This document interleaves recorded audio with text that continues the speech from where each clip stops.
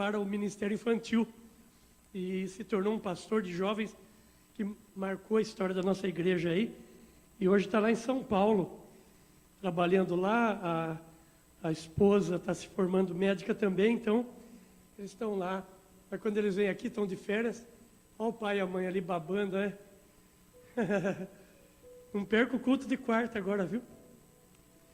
Eu estou desconfiado, irmão, que esse anel aqui é oferta. Vamos esperar mais um culto aí, qualquer coisa a gente põe no gasofilaço, né? Bonito. Foi no culto da manhã hoje. Vamos abrir as nossas Bíblias, por gentileza, no livro de Lucas. Lucas, capítulo de número 5. Irmãos, eu quero hoje, com a graça e o favor de Deus, falar com os irmãos um pouco sobre os barcos da Bíblia e os barcos da vida. Você já conversou com uma pessoa que ela diz assim: a vida é como uma gangorra. Uma hora você está lá em cima, outra hora você está lá embaixo. Outros dizem: a vida é igual uma roda gigante também. Gira, gira. E nessa ideia de frases comuns aí, a gente vê muitas pessoas falando sobre o que é a vida, né, irmã? Parecida. Comeu a fruta de Israel, quarta-feira, né? Glória a Deus. Teve uma irmã aqui, e plantou.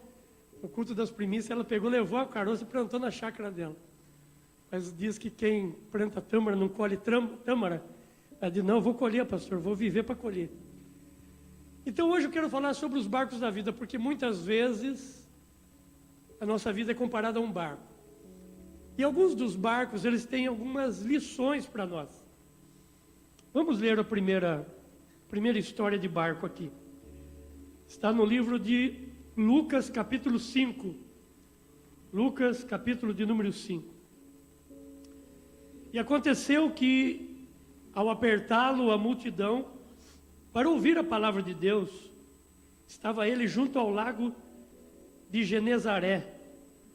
Toda vez que você lê Genezaré, Tiberíades, Mar da Galileia, é a mesma coisa. Nós tivemos, né, Jair, o privilégio de estar lá agora em fevereiro. Eu dei uma palavra dentro de um barco nesse lugar aqui. E às vezes a gente lia assim Genezaré, depois lia Mar da Galileia, depois lia Tiberíades. Então, só para uma orientação teológica, é o mesmo lugar. E viu 2 barcos junto à praia do lago. Mas logo os pescadores, havendo desembarcado, lavavam as redes. Entrando em um dos barcos, que era o de Simão, pediu-lhe que o afastasse um pouco da praia, e assentando-se ensinava do barco as multidões. Quando acabou de falar, disse a Simão: faze-te ao mar, faze-te ao largo, e lançai as vossas redes para pescar. Respondeu-lhe Simão: mestre, havendo trabalhado toda a noite, nada apanhamos, mas sob a tua palavra lançarei as redes. E isto fazendo, apanharam uma grande quantidade de peixes e rompiam-se-lhes as redes. Então fizeram sinais aos companheiros de outro barco, para que fossem ajudá-los. E foram e encheram ambos os barcos a ponto de quase afundar, de quase irem a pique. Vendo isto, Simão Pedro prostrou-se aos pés de Jesus, dizendo: Senhor, retira-te de mim, porque sou pecador. Pois à vista da pesca que fizeram, a admiração apoderou-se dele e de todos os seus companheiros, bem como de Tiago e João, filhos de Zebedeu, que eram seus sócios. E disse-lhe Jesus a Simão: não temas, doravante serás pescador de homens. E arrastando eles os barcos sobre a praia, deixando tudo, o seguiram.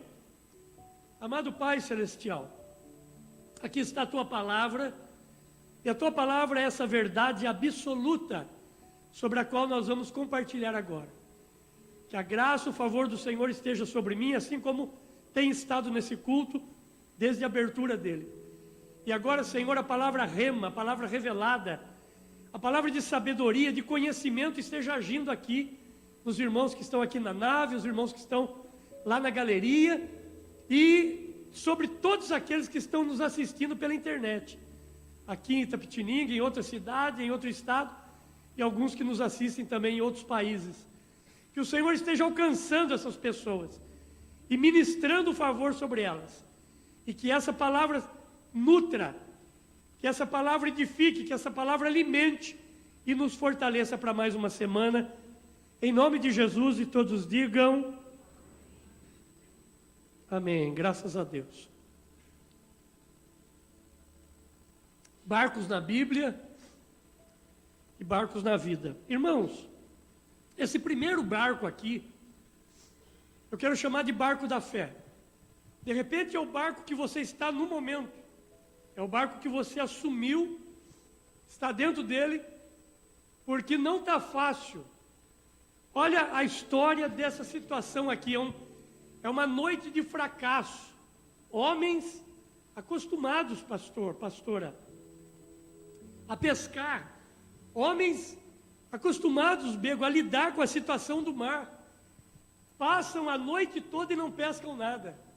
Na minha vida e na sua vida, Marcos Arantes, tem muitas vezes que o nosso barco dá a impressão que ele não está funcionando. Até a impressão que a gente, naquele momento, nesse caso aqui, pegou o barco errado.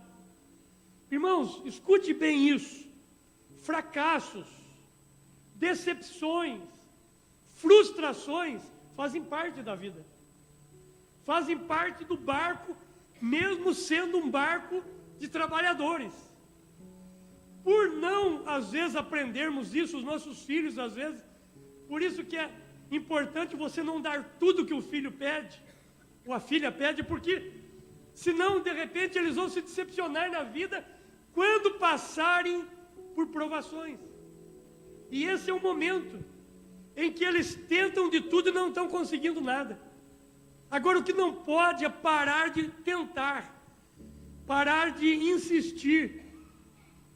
Todo mundo fala de Thomas Edison, e ele é usado nas palestras motivacionais. Nós comentamos sobre ele, como descobriu a lâmpada, e hoje nós estamos aqui vivendo essa realidade dele. Porém, pouca gente fala que Thomas Edison tentou 1000 vezes. E alguém falou para ele assim: nossa, 1999 derrota. Ele disse: não, 999 intenções que não deram certo. 999 aprendizado de como não fazer a lâmpada. Querido, querida, pastor Anderson, nós muitas vezes desistimos com facilidade. Esse barco não é nós vamos falar de outros, mas esse barco aqui não é um barco da desgraça, do pecado. Nós vamos entrar em um deles. Tem o barco do pecado aqui, o barco da desobediência, mas esse é o barco da fé. É o barco onde as pessoas estão ali para aprender algumas coisas. E esse texto, quando fala das redes, eles estão lavando as redes, desistindo, fala de ferramenta. Qual é a sua ferramenta? Hoje de manhã aqui, vocês, estou vendo o Tiago, estou vendo a Silene aí, vendo outros irmãos que não estavam de manhã hoje, porque estavam fazendo concurso, né? Hoje muitos irmãos, nós oramos aqui de manhã hoje, pelos irmãos que fizeram concurso. Muita gente da nossa igreja hoje passou por concurso. Por quê? Nós temos ferramentas na nossa vida. A ferramenta desses homens aqui era o barco, era a rede. Agora eles estão lavando as redes, as ferramentas e praticamente desistindo. Irmão, todos nós nascemos com talento. Ninguém chega aqui por chegar sem talento nenhum. Quando a Bíblia fala, quando Jesus, o próprio Jesus, fala dos talentos, ele mostra que as pessoas recebem pelo menos um. Então, Priscila, o problema não é se eu olho para o irmão ali E o Marcelo tem 5 talentos, eu fico invejando o Marcelo. E a missionária Vanessa dizendo, nossa, que coisa linda. Eles têm 5, eu não... Não, todos nós temos, né, Doni? Você tem um talento, eu tenho um talento, todos nós temos. Agora, o que nós não podemos é enterrar, desistir desse talento. Agora, a beleza, para mim não ficar só nesse barco da fé, a beleza dessa história aqui, é que quando Jesus, depois que usa o barco, prega o evangelho, Jesus diz para Pedro assim, agora, coloque o barco no mar e vamos pescar. Ah, irmão, a gente pode criticar Pedro, Vinícius, doutora Cleide, mas não dá para criticar, porque afinal de contas, é um homem experiente, pastor Anatel. A noite toda, e ele disse assim, mestre, isso é coisa minha, né? Então eu falei lá no barco que eu estava falando, lá no Mar da Galileia, agora em fevereiro, eu estava dizendo isso. Isso é coisa que eu penso, é coisa do pregador, mas imagina ele dizer assim, olha, o senhor fala muito bem, o senhor tem uma oratória linda, sua palavra é gostosa de ouvir, de pregação o senhor entende, de cuidar de pessoas o senhor entende, mas de pesca, quem entende somos nós, a nossa vida é na pesca. Irmão, irmã, cuidado com isso. Quando você fala assim, Jesus está querendo que eu tome uma decisão de direção, uma outra direção, mas disso ele não entende, quem entende sou eu. Jesus entende de tudo, irmão. Por isso, toda vez que ele der uma direção, uma orientação, é melhor fazer. Agora é bonito porque quando ele está falando isso, nós pescamos, tentamos a noite toda e não conseguimos, aí ele usa a seguinte expressão, mas... E depois dessa vírgula, as coisas mudam. Mas sob a tua palavra. Deu errado. Mas Jesus está falando que agora vai dar certo. É a palavra dele.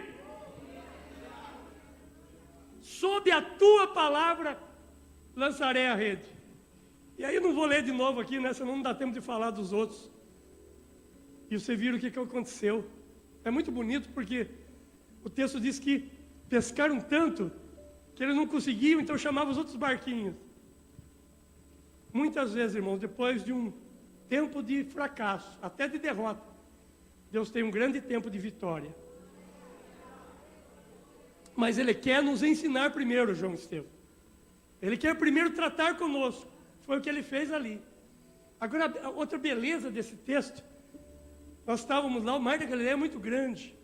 Levanta sua mão e diga assim, eu quero conhecer o Mar da Galileia. Recebe essa palavra aí, irmão.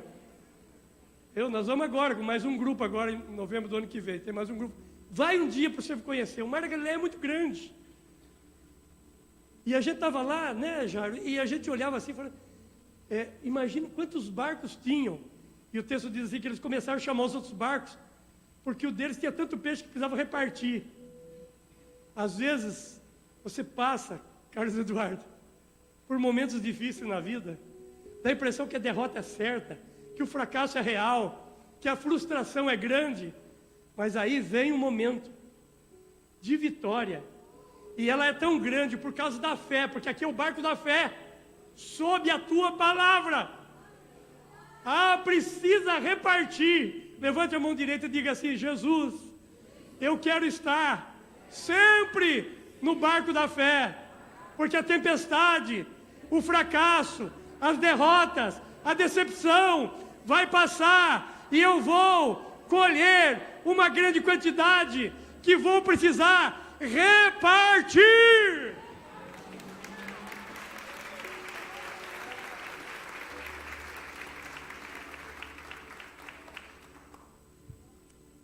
Mas a Bíblia fala de um outro barco. Abra sua Bíblia comigo em João, Evangelho de João. Aqui está o barco da fé, e agora em João, capítulo 6. Nós vamos ler os versos 15 a 22, e eu vou chamar esse barco de barco da esperança. Uma das coisas que eu e você nunca podemos perder na vida chama-se esperança. enquanto houver esperança, alguma coisa vai acontecer. Ainda há vida. Olha o que diz João 6,15. Vamos pegar do verso 15 em diante. Sabendo, pois, que Jesus estava para vir com o intuito de arrebatá-lo, sabendo, pois, Jesus que estavam para vir com o intuito de arrebatá-lo, isso acontece depois da grande multiplicação de pães e peixes. E Jesus, sabendo que queriam arrebatá-lo para proclamarem rei, retirou-se novamente sozinho para o monte. Ao descambar o dia, os seus discípulos desceram para o mar e, tomando um barco, passaram para o outro lado, rumo a Cafarnaum. Já se fazia escuro e Jesus ainda não tinha chegado, Jesus ainda não viera ter com eles. Tem uma mensagem que eu preguei aqui há muitos anos atrás. Já era escuro e Jesus ainda não tinha chegado. O verso 18 diz assim: o mar começava a empolar-se, agitado por vento rijo que soprava. Tendo navegado uns 25 a 30 estádios, eis que viram Jesus andando sobre o mar, aproximando-se do barco, e foram possuídos de temor. Mas Jesus lhes disse: sou eu, não temais. Então eles, de bom grado, o receberam, e logo o barco chegou ao seu destino. Verso 22.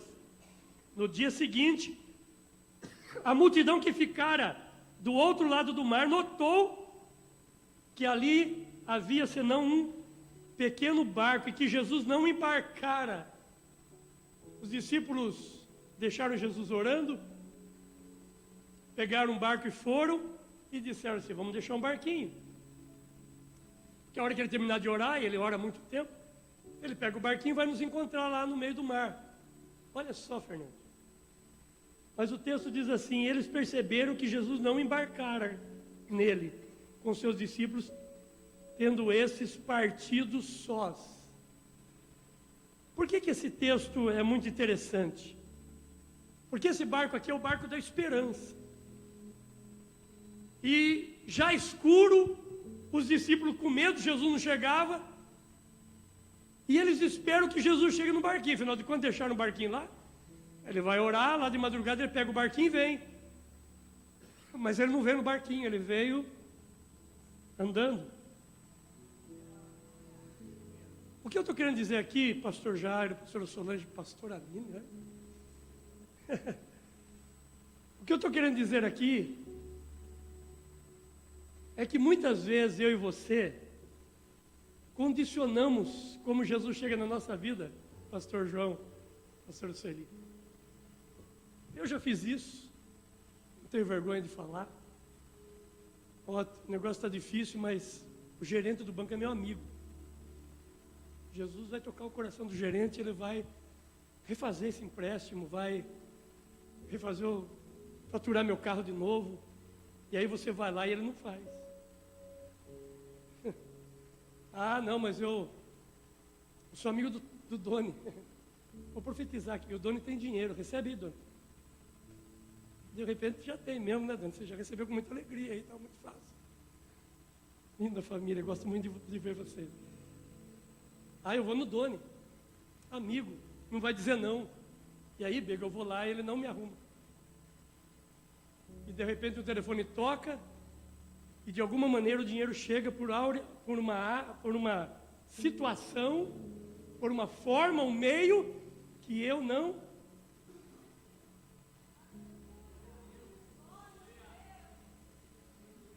Deixa o barquinho aí, a hora que Jesus vir nos encontrar, ele vai vir com um barquinho. Aí todo mundo saiu lá e falou: não, interessante. Ele foi encontrar com os discípulos, mas não foi com o barquinho. Não importa como ele vai chegar, mas ele vai chegar. Esse é o barco da esperança. Irmão, diga comigo assim: a esperança é o motor da alma. Guarde isso no seu coração. Escreva aí na sua Bíblia. Coloque na internet, coloque na sua... Porque a hora que você tiver para perder a esperança, diz assim, não, o motor da minha alma ainda está funcionando. A esperança é o motor da alma. É o que faz você levantar cedo para continuar a luta. Mesmo em meio a tantas situações. Tem um texto, e nós não vamos entrar nele, porque senão eu vou demorar muito. Mas quando Lázaro morreu, o texto diz que avisaram Jesus, e Jesus não foi de imediato lá para a casa de Marta e Maria, e de Lázaro. Jesus chega lá depois de 4 dias. Tanto é que quando ele manda tirar a pedra, Marta diz assim, Senhor, é melhor não tirar. 4 dias. Está cheirando mal, está decompondo.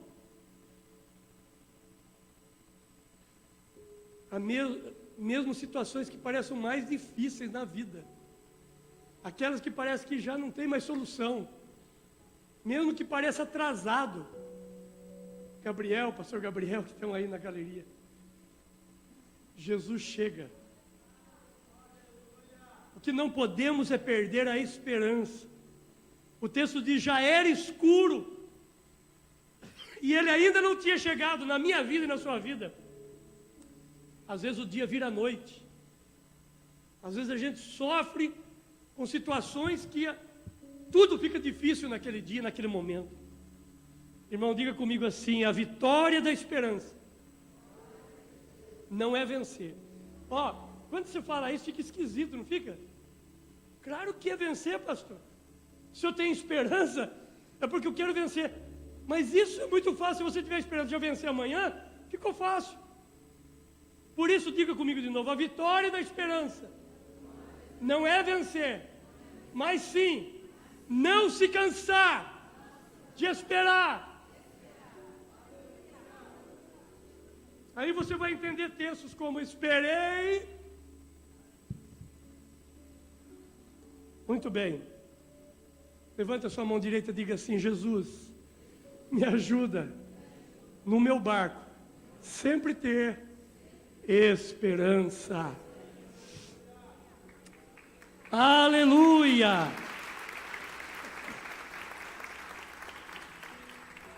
Vamos para Jonas. Abra sua Bíblia, eu vou acompanhar pelo telão lá. Coloca no telão para nós, filha. Jonas capítulo 1, verso 1. Jonas 1. Agora aqui, irmãos, é o barco da desobediência. Nós já falamos do barco da fé, do barco da esperança. Mas a Bíblia fala desse barco aqui, chamado barco da desobediência.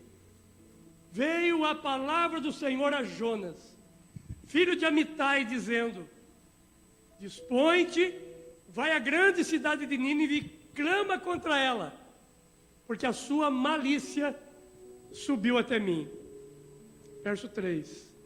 Jonas dispôs para fugir da presença do Senhor para Tarsis. Irmão, não dá para fugir. Não sei por que tem crente que ainda quer fugir. Não tem como fugir da presença de Deus. Mas Jonas achou que dava.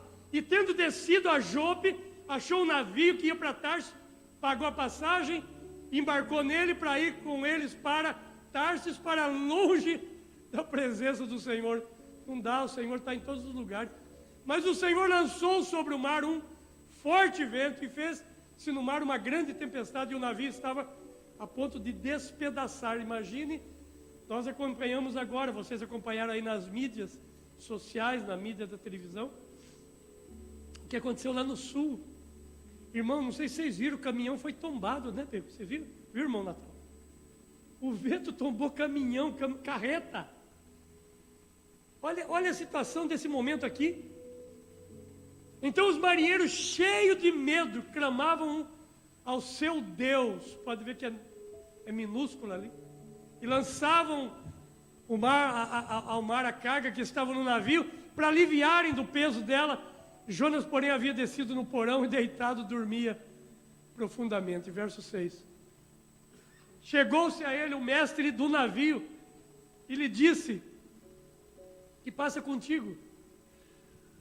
que se passa? Eu acho que devia ser castelhano. Agarrado ao sono, levanta-te, invoca teu Deus. Talvez assim esse Deus se lembre de nós para que não pereçamos. Verso 7. E diziam uns aos outros: vinde, lancemos sorte, porque a gente sabe por que causa nos sobreveio esse mal. Lançaram a sorte e a sorte caiu sobre Jonas. Olha o verso 8. Então lhe disseram: declara-nos agora, por causa de quem sobreveio esse mal? Que ocupação é a tua? De onde vens? Qual é a tua terra? E de que povo és tu? Irmãos, olha essa expressão de Jonas. Se você, segura um pouquinho para mim, filha. Se você conversar com um desviado lá fora, que está ou nas drogas, ou na bebida, ou nas orgias, alguma coisa de pecado, e começar a conversar com ele sobre um mal que está acontecendo na vida dele por causa do... Ele vai dizer isso aqui: eu temo a Deus, eu conheci Deus, eu conheço a Deus, mas eu estou na desobediência. E lhes respondeu: eu sou hebreu e temo ao Senhor, o Deus do céu que fez o mar e a terra. Olha o 10. Então os homens ficaram possuídos de grande temor e lhe disseram: que é isso que fizesse? Pois sabiam os homens que ele fugia da presença do Senhor, porque lhe o havia declarado. O 11. Disseram-lhe: que faremos para que o mar se nos acalme? Porque o mar ia se tornando cada vez mais tempestuoso. Respondeu Jonas: tomai-me, lançai-me ao mar, e o mar se aquietará. Porque eu sei que é por minha causa que vos sobreveio uma grande tempestade. Tem uma canção do tempo da pastora Ana Esther, e da Filó também, coitada da Filó, veio visitar aqui na igreja. Cogia, alegria receber vocês e a família, viu? Do tempo da irmã Jacira também, você não vai escapar, irmão. A canção dizia, mas eu não vou lembrar a letra toda, né, mas você vai lembrar, eu acho. E veio a palavra do Senhor a Jonas, servo de Deus, para ir a Nínive pregar o evangelho. Esse mesmo. Mas Jonas se levantou, pastora Solange, está se entregando, fugiu diante do Senhor, não fez o que Deus mandou. E agora? É por aí. Irmãos, escute isso. Cuidado com a desobediência. A desobediência tem machucado famílias, empresas, igrejas, sociedades. Aqui, uma cidade inteira, praticamente do tamanho de Itapetininga, porque a Bíblia diz que tinha 120 mil habitantes em Nínive. Estava para perecer porque um homem decidiu fugir e decidiu desobedecer um chamado. Agora escute o que eu vou dizer e fala com Deus sobre isso. Quem você está colocando no seu barco?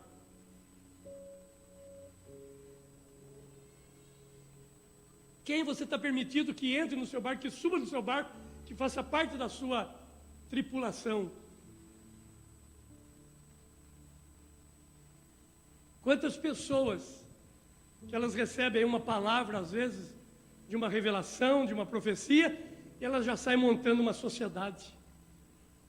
E aí você é um homem de Deus, uma mulher de Deus, e faz sociedade com um ímpio.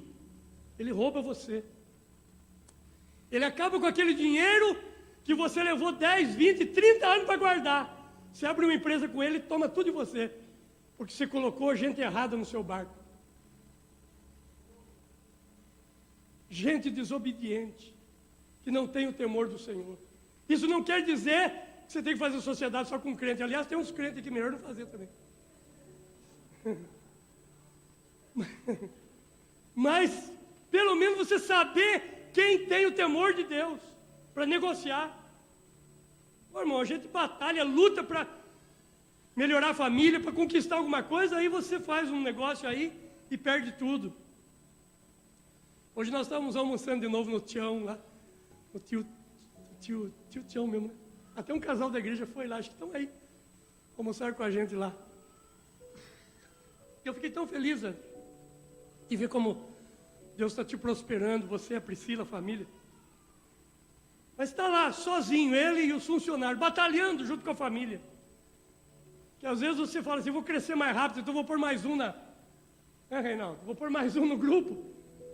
E aí você faz uma sociedade e dá errado. Agora não quer dizer que toda a sociedade vai dar errado. Não quer dizer que todo mundo que está lá fora é problema que você... Não, mas você tem que conhecer a vida, a história, o temor de Deus na vida dessa pessoa. Quem é que está subindo no nosso barco? Irmãos, agora preste atenção. Jonas se arrependeu. Aliás, teve que se arrepender, né? Irmãos, escute isso, preste atenção. Se Deus mandar você ir, ou você vai de barco ou vai de peixe. Ou vai de barco ou vai de baleia. Agora, irmão, olha o que Jesus fala. Eu acho incrível essa palavra de Jesus. Jesus falando de Nínive. Não propriamente de Jonas, viu? De Nínive. Mateus 12, 41. Olha para esse texto. Mateus 12, 41. Olha, quem está falando aqui é Jesus, irmão. Jesus está fazendo uma comparação dos ninivitas que ouviram Jonas com o povo que estava ouvindo ele. Olha que diferença, gente. Os ninivitas, olha que Jesus fala, é forte isso aqui, grave aí, grife. Olha aí, pastora. Os ninivitas se levantarão no juízo com esta geração. Jesus estava falando do povo dele ali. E a condenarão, porque se arrependeram com a pregação de Jonas. E está aqui quem é maior do que Jonas. Jonas teve problema sério de desobediência, pastor Jairo. Mas quando a mensagem chegou em Nínive, o povo se arrependeu. Até o boi jejuou. Pega o texto, a história lá. Até os animais jejuaram. O rei rasgou a roupa, era um costume, né? Vestiu-se de saco, deitou no pó, para dizer, nós vamos nos arrepender. Se Jonas está falando, irmãos, eu não tenho tempo aqui, mas quem era Jonas? Pregadorzinho, meia boca, irmão. Ruim demais. Vamos lembrar de Jonas aqui? Estava lá por obrigação. Eu tentei fugir, não deu, vim parar de baleia, agora tem que pregar. E a pregação? Ou pregaçãozinha ruim? Pega o texto lá, irmão, você não escuta Jonas pregando outra coisa. O que ele pregava? Ainda 40 dias e Nínive será destruída. Encontrava ele outro dia lá na Campos Salles, ainda. Encontrava com ele outro dia lá na Vila Barte, ainda. Qualquer pregador prega melhor que Jonas.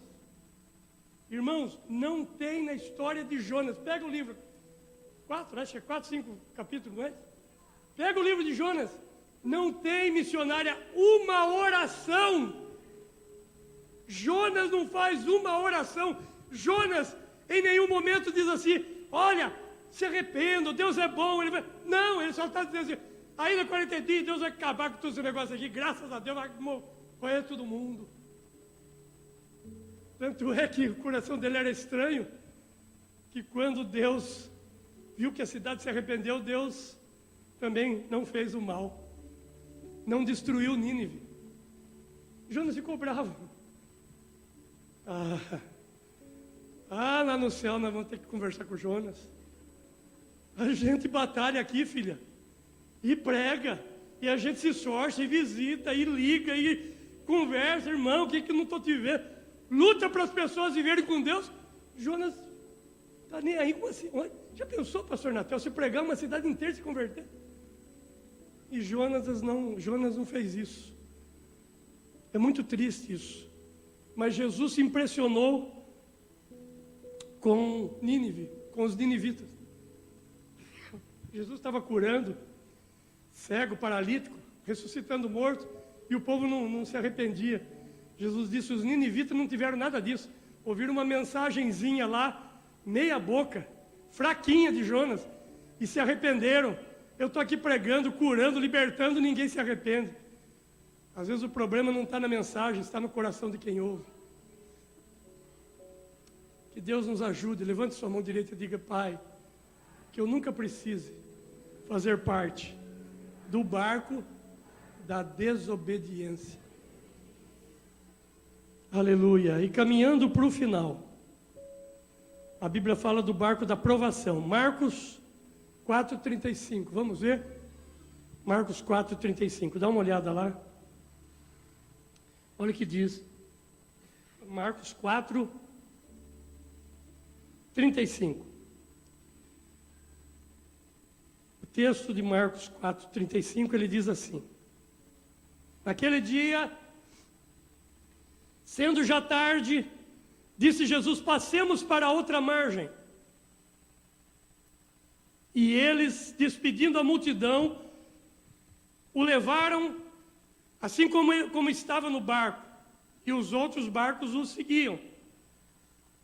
Ora, levantou-se grande temporal de vento, e as ondas se arremessavam contra o barco, de modo que o mesmo já estava a encher-se de água.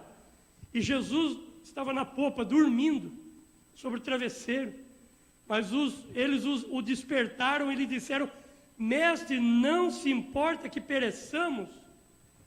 E ele, despertando, respondeu o vento e disse ao mar: acalma-te, emudece-te.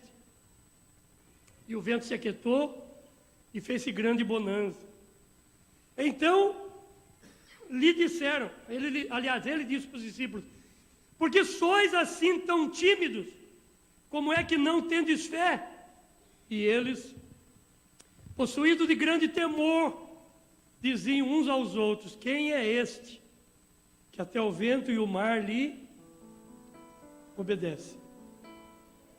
O que eu estou querendo dizer com esse barco da provação é que quem sabe seja o barco que você está essa semana, o barco que você está esse mês, ou um barco que você passou por esses dias, ou um barco que você ainda vai passar, que nós ainda poderemos passar, porque ninguém está isento de provação. Tentação é coisa do diabo, irmão, mas provação é coisa de Deus. Aqui havia provação. Nem toda tempestade é por causa de pecado. A família ali está dando tudo errado. Deve ter pecado ali, deve ter adultério ali, deve ter gente roubando. Eu já contei para vocês aqui, mas sempre tem gente nova que não ouviu, né? Nós éramos pastores em Mogi Guaçu durante 6 anos. E um moço estava crescendo muito lá na área de escapamento. Esquerdinha, nunca esqueço dele. Tratava muito bem a gente, era um crente também de uma igreja da cidade. Aí um dia ele disse para mim assim: pastor, ora por mim, porque dá um comentário na cidade que eu estou crescendo desse jeito, porque eu estou vendendo droga. Porque não é possível estar ficando bem de vida vendendo escapamento. Mas ele era um homem muito bom, era um trabalho bom mesmo. E ele cresceu. Nem toda aprovação é por causa de pecado, irmão. Às vezes você vai passar por provação porque faz parte do tratamento de Deus para nós. Jesus foi provado. Como é que eu não vou passar por provação? Foi levado pelo Espírito ao deserto para ser tentado, foi provado. Todos nós passamos por isso. Irmãos, diga comigo assim: às vezes, antes de uma grande vitória, vem uma tempestade. O dia que você estiver enfrentando uma tempestade muito grande, não desanime, pense assim: deve estar vindo coisa boa aí. Por que eu estou dizendo isso? Irmãos, olha o verso 35, capítulo 4, verso 35. Verso 4, 35. Naquele dia, sendo já tarde, Jesus falou, disse-lhe Jesus: passemos para a outra margem. Irmãos, diga comigo assim: Jesus disse para os discípulos: nós vamos entrar no barco e vamos chegar no outro lado.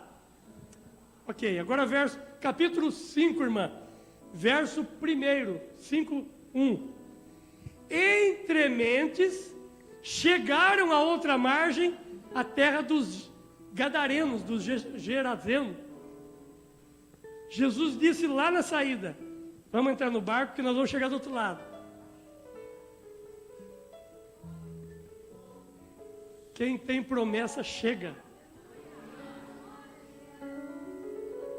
Se Jesus disse que você vai chegar, irmão, deixa a tempestade vir, porque depois da tempestade você chegará.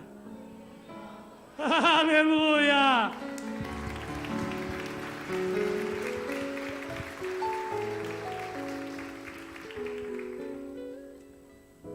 Eu vou encerrar aqui, porque eu estou falando que eu vou encerrar, o pessoal já subiu aqui, ó. Mas lá em casa, pega uma história de Atos, capítulo 27. Essa história conta quando Paulo foi preso e levado para Roma. E ele enfrentou um naufrágio, enfrentou tempestades no mar. E aí, em um dos versículos vai dizer assim: e eles jogavam as cargas para aliviar o barco. Outra coisa que eu quero falar aqui antes de encerrar. Tem algumas coisas no seu barco que ele vai ajudar a afundar o barco, se você não jogar fora. Para de carregar peso que não pertence mais a você, você não precisa. Eu escrevi entre os livros, né? Deus me deu a graça de escrever 7 livros. E um dos livros, o livro do coração, eu falo lá: cuidado com o quartinho de despejo. Tem coisa naquele quartinho lá que... vai dar uma olhadinha nele amanhã.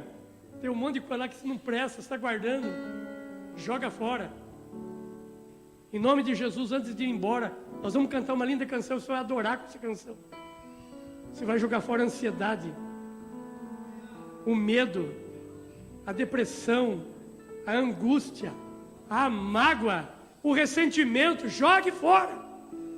Ele vai afundar o seu barco se você não jogar fora. Falta de cuidado com as coisas de Deus. Jogue fora tudo aquilo que nós gastamos 1 hora na academia, gastamos 2 horas assistindo um filme, assistindo um jogo, mas às vezes não conseguimos ficar 15 minutos lendo a palavra, tendo um momento de oração. E tem um outro barco, e com esse eu encerro, meu, nós vamos cantar agora. Prometo. É o barco da salvação. Esse barco, eu não vou ler agora, mas esse barco é a Arca de Noé. Então, queridos, cuidado, porque às vezes nós estamos na arca e começamos a sentir saudade lá de fora. Mas pelo menos na arca você está salvo. Às vezes na arca tem um cheiro que a gente não gosta muito, imagine. Hoje o pastor Moisés pregou aqui de manhã, comentou isso. 1 ano dentro do barco, limpando fezes daqueles animais, imagine, do elefante. Ele ainda brincou aqui, convivendo com a cunhada, com o sogro, com a sogra. 1 ano dentro. Mas lá fora todo mundo estava morto. Irmãos, aqui está a arca de Deus para nós. O grande barco que vai nos levar à salvação. Tem pecado, tem situações que você desagrada? Tem. Mas lá fora está pior. Então não saia do barco. Que Deus abençoe a sua vida. Que Deus abençoe a nossa vida. E que você esteja no barco, servindo a Deus nesse barco, andando com Ele, seja o da provação, seja o barco da fé, seja o barco que for. Em dados momentos seu barco se torna alguma coisa, porque você não pode desistir e sair do barco, porque o importante é que Jesus está no barco. Com Cristo no barco, tudo vai muito bem. Vamos ficar de pé, vamos cantar agora. O barquinho, vamos